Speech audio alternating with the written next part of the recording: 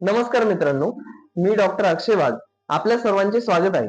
पोटात जंत होणे ही एक अतिशय सामान्य समस्या आहे, जी लहान मुलांपासून मोठ्यापर्यंत कोणालाही होऊ शकते. अनेकदा आपण याकडे दुर्लक्ष करतो, पण हे आपल्या आरोग्यासाठी घातक ठरू शकते. तर यावर सर्वात प्रभावी उपाय म्हणजे काय? तर तो म्हणजे अल्बेंडाझोलची गोळी.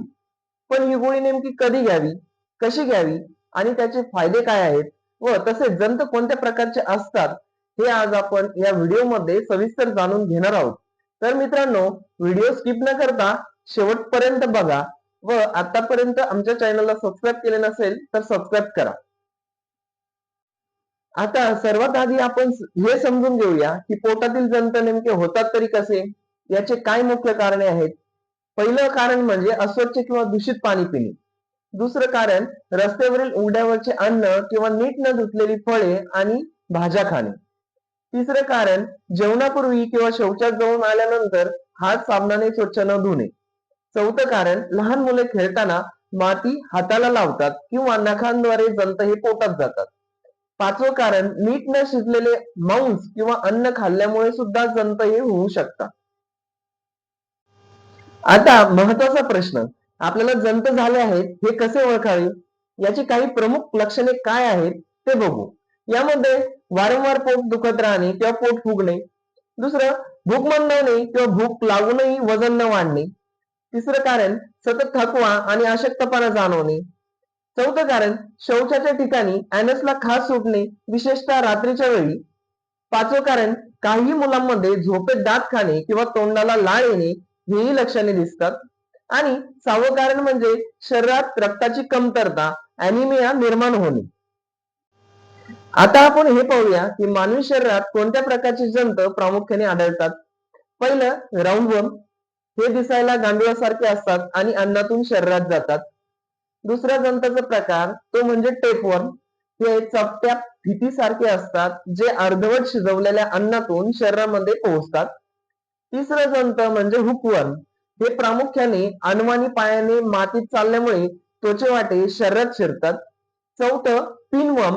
हे आकाराने खूप लहान असतात आणि पांढरे असतात, ज्यामुळे रात्रीच्या वेळी ऍनसच्या किंवा गुरुद्वारी खूप खाजव सुटते व ते कधी कधी दिसतातही. तर मित्रांनो, अल्बेंडाझोल म्हणजे काय, आता जाणून घेऊया औषधाबद्दल. अल्बेंडाझोल हे एक अँटीहेल्मिंथिक औषध आहे. हे औषध शरीरातील विविध प्रकारचे परजीवी जंत जसे की गोलजंत, हुकवर्म आणि टेपवर्म नष्ट करण्यासाठी वापरले जातात.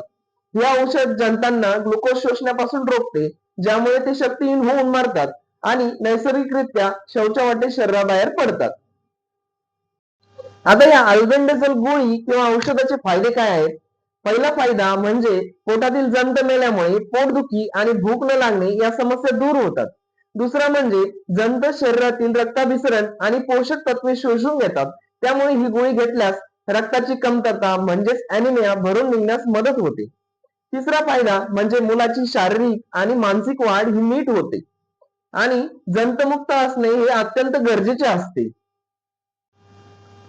आता सर्वात महत्वाचा भाग, ही गोळी कशी आणि किती प्रमाणात घ्यावी. तर लक्षात ठेवा, कोणतेही औषध घेण्यापूर्वी डॉक्टरांचा सल्ला हा नक्की घ्या. सामान्यतः 2 वर्षातील मुले आणि प्रौढांसाठी 400 मिलीग्राम एक गोळी पुरेशी असते.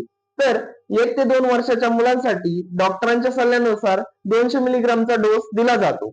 ही गोळी घेण्याची योग्य पद्धत म्हणजे ती चावून खाणे किंवा रात्री झोपताना आणि थोड्या फॅट असलेल्या अन्नासोबत जसे की दूध किंवा तुपासोबत ही गोळी घेतल्यास त्याचे शरीरातील शोषण हे चांगले होते. आता हे औषध घेताना काही सावधानता आणि दुष्परिणाम जसे साईड इफेक्ट्स आणि कॉशन बघणार आहोत. काही गोष्टींची काळजी घेणे खूप आवश्यक आहे.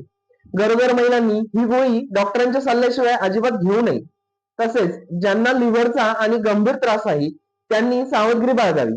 या गोळीचे फारसे दुष्परिणाम नसतात, पण काहींना मळमळणे, चक्कर येणे किंवा तात्पुरते पोट दुखणे असे जाणवू शकतात. तर मित्रांनो, स्वतःला आणि आपल्या कुटुंबाला जंतमुक्त ठेवण्यासाठी वर्षातून किमान 2दा डॉक्टरच्या सल्ल्याने डिवॉर्मिंग करणं गरजेचे आहे. तुम्हाला ही माहिती कशी वाटली, कमेंट्सद्वारे नक्की सांगा. आरोग्याविषयी अशाच माहितीसाठी आमच्या चॅनलला सबस्क्राईब करा. धन्यवाद.